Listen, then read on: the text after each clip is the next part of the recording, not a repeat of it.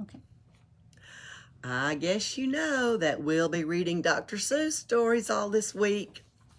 We are beginning with, did I ever tell you how lucky you are? You know, sometimes when we get down in the dumps, we just think we have the most terrible life and everything goes wrong. Well, that's what this book is about. Sometimes we just don't realize how lucky we are.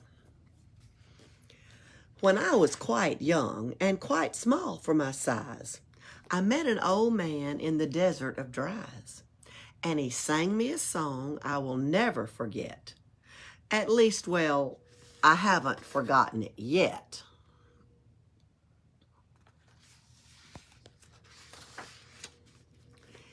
He sat in a terribly prickly place, but he sang with a sunny, sweet smile on his face. When you think things are bad, when you feel sour and blue, when you start to get mad, you should do what I do. Just tell yourself, Ducky, you're really quite lucky. Some people are much, much more, oh, ever so much, much more, oh, muchly, much, much more unlucky than you.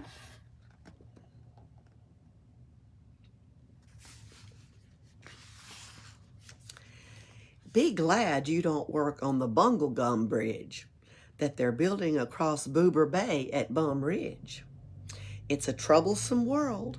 All the people who are in it are troubled with troubles almost every minute. You ought to be thankful a whole heaping lot for the places and people you're lucky you're not.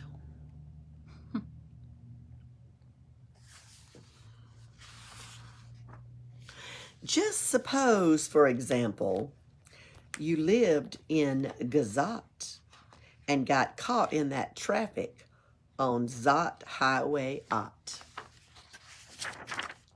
Oh, boy. That's a traffic jam.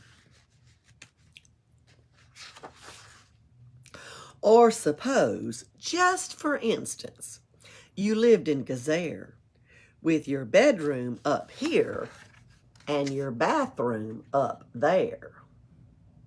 I'd be in trouble. Suppose, just suppose, you were poor Herbie Hart, who has taken his thromdibulator apart. He never will get it together, I'm sure. He will never will know if the gick or the goor fits in the scrux or the snucks or the snore. Yes, Ducky, you're lucky you're not Herbie Hart, who has taken his thromdibulator apart. Could be trouble. You think they work you too hard? Think of poor Ollie Sard. He has to mow grass in his uncle's backyard, and it is quick-growing grass, and it grows as he mows it. The faster he mows it, the faster he grows it. And all this stingy old uncle will pay for shoving that mower around in that hay is the piffulous pay of 2 duklas a day. And Allie can't live on such piffulous pay. So he has to paint flagpoles on Sunday in grooves. How lucky you are that you don't live in his shoes.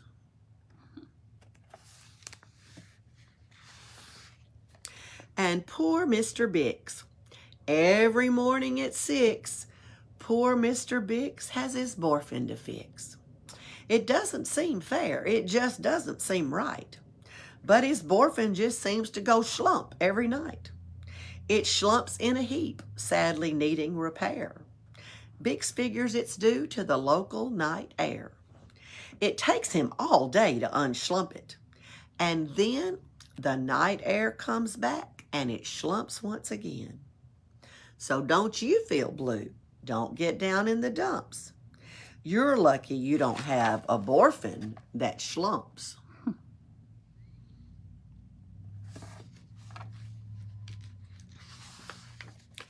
And while we are at it, consider the schlots. The crumple-horn, web-footed, green-bearded schlots, whose tail is entailed with unsolvable knots. If he isn't muchly more worse off than you, I'll eat my umbrella. That's just what I'll do. It's like my crochet yarn. And you're lucky indeed you don't ride on a camel. To ride on a camel, you sit on a whammel. A whammel, you know, is a sort of saddle, held on by a button that's known as a faddle. And boy, if your old whammel faddle gets loose, I'm telling you, ducky, you're gone like a goose.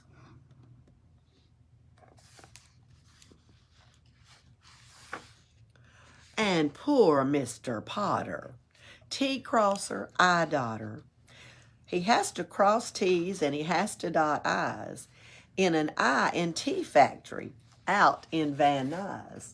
Look, all they have is I's and T's.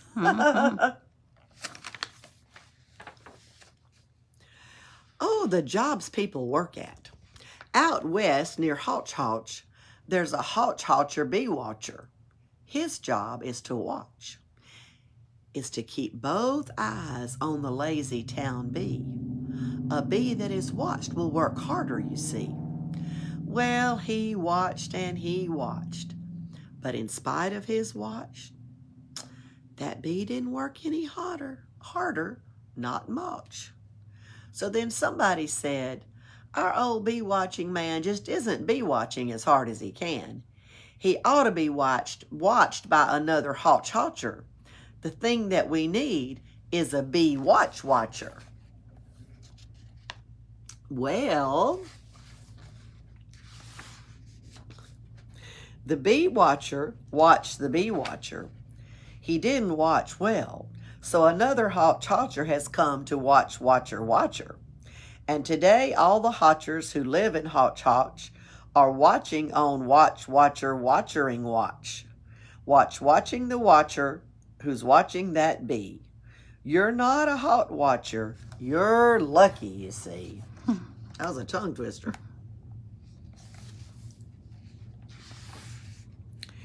And how fortunate you are that you're not Professor DeBreeze, who has spent the past 32 years, if you please, trying to teach Irish ducks to read Givanese.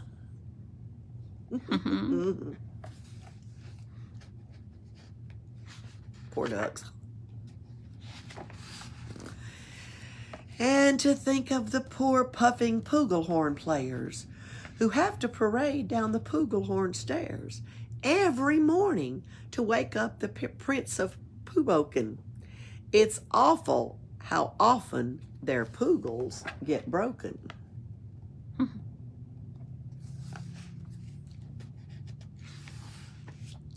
And oh, just suppose your poor Harry Hatto. Try as he will, he can't make any shadow. He thinks that perhaps something is wrong with his giz. And I think probably, by golly, there he is.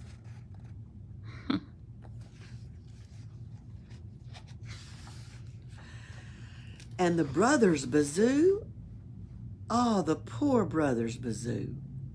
Suppose your hair grew like theirs happened to do. You think you're unlucky? I'm telling you, ducky, some people are muchly, oh, ever so muchly more unlucky than you.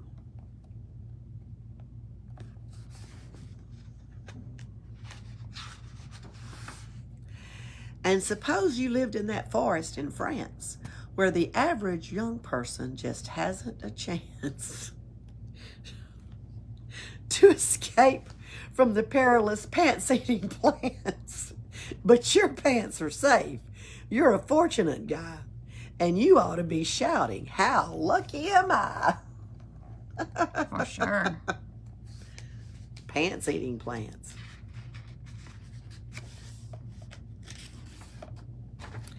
And speaking of plants, you should be greatly gladish that you're not Farmer Farkenberg's 17th radish. Not the 15th or the 16th, but the 17th.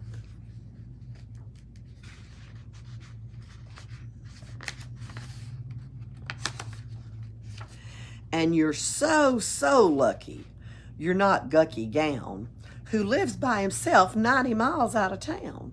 In the ruins of Ronk, Ronk is rather run down.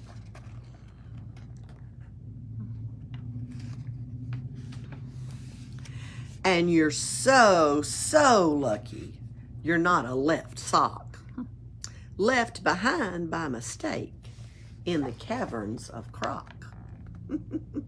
Never be found there. Like your socks in the dryer. Thank goodness for all of the things that you're not.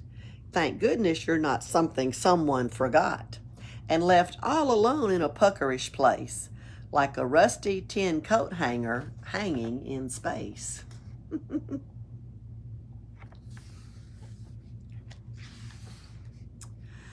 That's why I say, Ducky, don't grumble, don't stew.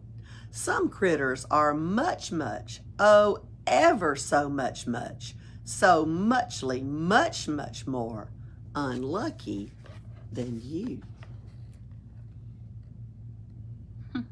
So sometimes if we think we're having a bad day and we're not very lucky, think about all these critters in this book.